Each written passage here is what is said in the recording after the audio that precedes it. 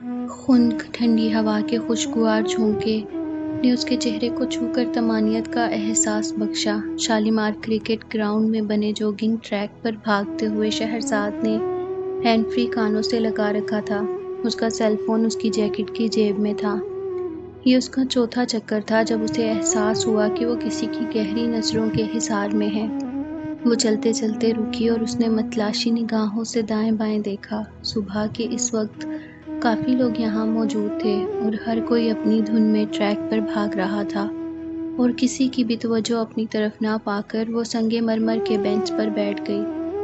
Jacket کی جیب سے پانی کی چھوٹی بوتل نکال کر گھونٹ گھونٹ پینے لگی۔ اسی وقت اس کے سیل فون کی مترنم گھنٹی بجی۔ اس نے فون نکال کر دیکھا۔ فیس بک میسنجر سے آنے والی ہمزاد کی کال دیکھ کر اس کے لبوں پر ایک جاندار مسکراہٹ ابھری۔ اسے نہ جانے کیوں یقین تھا کہ یہ کال اسی کی ہوگی۔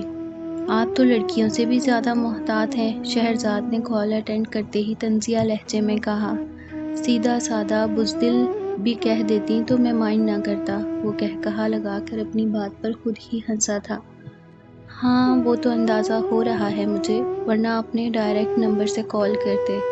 وہ مسکرائی۔ ڈائریکٹ ڈائلنگ بھی کر لیں گے جس دن کوئی گرین سگنل ملے گا، وہ معنی خیز لہجے میں گویا ہوا۔ ہاں خوش فہمی اچھی چیز ہوتی ہے، کم از کم اس کی وجہ سے زندگی تو آسان لگنے لگتی ہے، کہہ سکتی ہیں آپ، وہ اس کا طنز سمجھ کر مسکرایا۔ اچھا تو شالیمار کرکٹ کلب بھی آتے ہیں جوگنگ کرنے؟ شہرزاد نے اس دفعہ ڈائریکٹ حملہ کیا۔ ایک باؤلر وہاں نہیں آئے گا تو اور کہاں جائے گا؟ دوسری طرف وہ اس کے اندازے کی درستگی پر دل سے مسکرایا۔ پوچھیں گے نہیں کہ کیسے پتا چلا مجھے؟ شہرزاد کو حیرانگی ہوئی۔ ایک انٹیلیجنٹ ذہین بیرسٹر سے ایسا سوال کرنے کی حماقت کم از کم میں نہیں کر سکتا۔ اس دفعہ اس نے شہرزاد کو لاجواب کیا۔ تو کونے خدروں میں چھپ کر گھورنے کی بجائے سامنے آ کر بات کریں، اتنی بھی خوفناک نہیں ہوں میں، وہ ہلکا سا چڑ کر بولی۔ میرے فیورٹ فون کلر میں کوئی لڑکی بھلا کیسے خوفناک لگ سکتی ہے؟ اس کے شرارتی انداز پر شہرزاد نے چونک کر دیکھا۔ وہ اس وقت نیوی بلیو کلر کی جینز پر فان کلر کی جیکٹ پہنے ہوئے تھی۔ بہت خوب، اس کا مطلب ہے کہ میرا اندازہ درست تھا۔ وہ تھوڑا سنجیدہ ہوئی۔ جناب آپ اندازوں کی درستگی کو چھوڑیں اور اپنی گاڑی کی ہیڈ لائٹس بند کر دیں، ورنہ بیٹری ختم ہونے کے بعد پرابلم ہوگی۔ اس کی بات پر وہ فوراً بوکھلا کر کھڑی ہوئی۔ صبح جب وہ گھر سے نکلی تھی تو ملک جیسا اندھیرا تھا اور گاڑی کی لائٹس جلانے کے بعد وہ شاید بند کرنا بھول گئی تھی۔ بائی دی وے یہ میری نہیں، موم کی گاڑی ہے، وہ بات کرتے کرتے پارکنگ کی طرف چل پڑی۔ جی مجھے پتہ ہے، 2 گاڑیاں ہیں آپ کے گھر میں، ایک مسز ٹینا کے استعمال میں ہوتی ہے اور دوسری آپ کی چھوٹی سسٹر رومیسا کے پاس۔ اگر کہیں تو رومیسا کی گاڑی کا نمبر بھی بتا دوں؟ اس کے لہجے میں شرارت کی فراوانی تھی۔ اس کی ضرورت نہیں، آپ صرف اپنی گاڑی کا نمبر بتا دیں۔ شہرزاد کی فرمائش پر وہ بے ساختہ انداز میں ہنسا۔ میں تو غریب سا بندہ ہوں، کہاں افورڈ کر سکتا ہوں گاڑی، چھوٹی موٹی بائک ہے میرے پاس، اس نے صاف ٹالا۔ وہ بات کرتے کرتے اپنی گاڑی کے پاس آن رکی۔ اس کے بونٹ پر ایک سفید رنگ کا کھلتا ہوا گلاب پڑا تھا۔ اس نے پھول اٹھاتے ہوئے چاروں طرف گھوم کر دیکھا۔ پارکنگ میں کافی گاڑیاں تھیں اور زیادہ تر لوگ واپس جا رہے تھے۔ یہ پھول آپ نے رکھا ہے میری گاڑی پر؟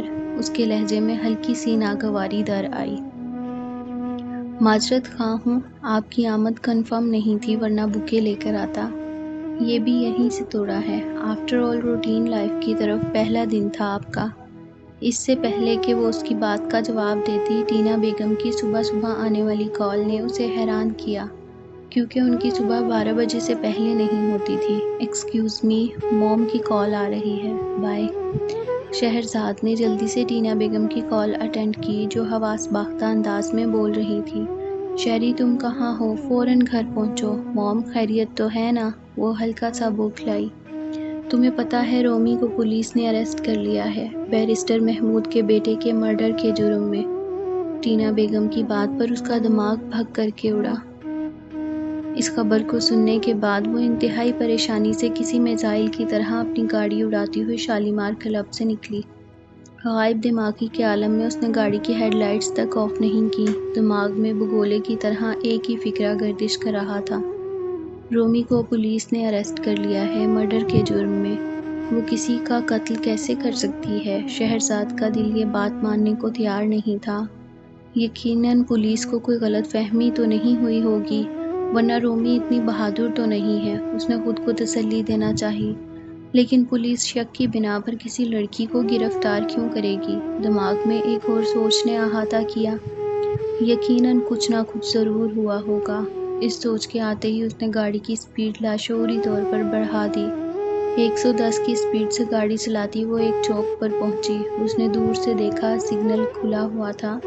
اس کا خیال تھا کہ وہ بجلی کی اسی تیز رفتاری سے گزر جائے گی، لیکن ابھی وہ کچھ فاصلے پر تھی کہ سب سگنل زرد ہو گیا اور اس کے آگے موجود گاڑی ایک دم رک گئی، اور وہ جو ذہنی طور پر اس کے لیے تیار نہیں تھی، ایمرجنسی بریک کے باوجود اس کی گاڑی ٹھا کر کے اگلی گاڑی سے ٹکرائی۔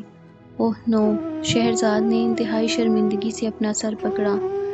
جانتی تھی غلطی سراسر اس کی اپنی تھی۔ زیادہ سپیڈ کی وجہ سے وہ گاڑی پر اپنا کنٹرول نہیں رکھ پائی تھی، جس کی وجہ سے یہ حادثہ ہو گیا۔ آگے والی گاڑی سے کوئی فکر مند انداز سے نیچے اترا۔ اس کی نئی کار کا بمپر ٹوٹ چکا تھا۔ محترمہ، اپنی گاڑی ایک سائڈ پر کریں۔ ٹریفک وارڈن بھاگ کر اس کے پاس آیا۔ آئی ایم سوری، میں مینٹلی کچھ ڈسٹرب تھی، اس لیے بروقت بریک نہیں لگا سکی۔ اس نے نیچے اترتے ہی اپنی غلطی کا اعتراف کیا۔ وہ کوئی 26-27 سال کا نوجوان تھا۔ اس نے بڑے تحمل سے اس کا ایکسکیوز سنا۔ اس نے ایک نظر میں شہرزاد کی گاڑی کا معائنہ کیا، وہاں بھی اچھا خاصا ڈینٹ پڑ چکا تھا۔ آپ لوگ طے کر لیں اب کیا کرنا ہے۔ پولیس کانسٹیبل اپنی جان چھڑا کر دوبارہ چوک میں جا چکا تھا۔ ایکسٹریملی سوری، میری وجہ سے آپ کی گاڑی کا بمپر ٹوٹ گیا۔ شہرزاد نے دل ہی دل میں نقصان کا تخمینہ لگایا۔ It's okay. دوسری جانب کمال بے نیازی کا مظاہرہ ہوا۔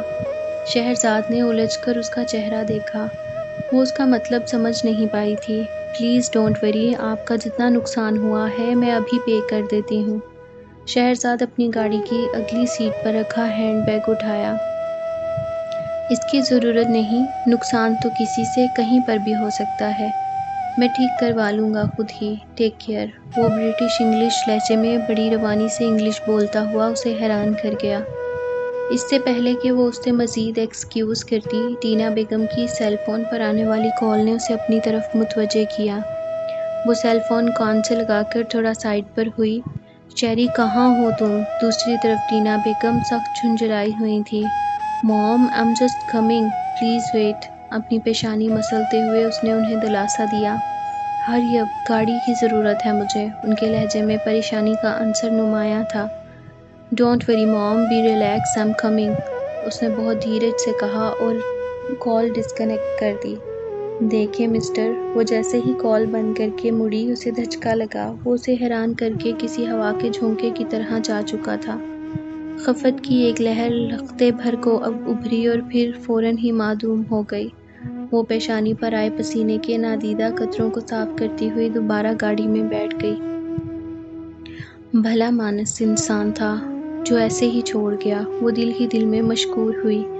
20 منٹ کے بعد اس کی کار اپنے بنگلے کے پورٹیکو میں داخل ہوئی، جہاں پہلے سے 2 گاڑیاں کھڑی تھیں۔ وہ اتھل پتھل ہوتی دھڑکنوں کو سنبھالتے ہوئے نیچے اتری اور گھر میں ہونے والی غیر معمولی ہلچل سے اسے اندازہ ہوا گھر کے سبھی مکین اس خبر سے آگاہ ہو چکے تھے، ورنہ یہاں اتنی صبح سویرے جاگنے کا کوئی رواج نہیں تھا۔ سردیوں کی نرم دھوپ بنگلے پر پھیل چکی تھی۔ وہ لاؤنج کا گلاس ڈور دھکیل کر اندر داخل ہوئی۔ کچن میں کھڑے کک نے جھانک کر باہر دیکھا اور اسے سلام کر کے واپس مڑ گیا۔ اسی وقت ملازمہ چائے کی ٹرالی لیے کچن سے نمودار ہوئی۔ کون آیا ہے؟ شہرزاد نے لوازمات سے لدی ہوئی ٹرالی کو دیکھ کر پریشانی سے پوچھا۔ ہارون صاحب۔ ملازمہ کی اطلاع پر اس کے اعصاب تن گئے۔ اور دوسری گاڑی کس کی ہے؟ اس کے چہرے پر بیزاری کے تاثرات نمودار ہوئے۔ کوئی وکیل صاحب ہیں شاید۔ اچھا ٹھیک ہے، جاؤ تم، موم کو بتا دینا میں آ گئی ہوں۔ وہ مضطرب انداز میں سیڑھیاں چڑھ کر اپنے کمرے کی طرف آ گئی۔